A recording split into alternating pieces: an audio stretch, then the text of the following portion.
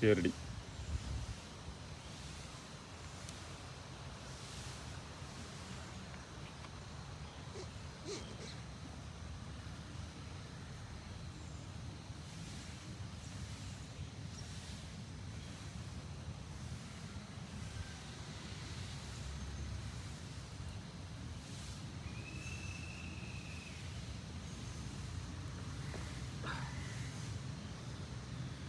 Hi friends, எல்லாருக்கும் வணக்கம்.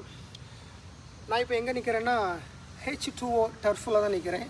இது சைமன் நகர் ஊர், புண்ணிய நகர் வழியாக வரலாம், பக்கத்தில் தான் இருக்குது. நம்ம இங்கே தான் கிளாஸ் பண்ண போகிறோம்.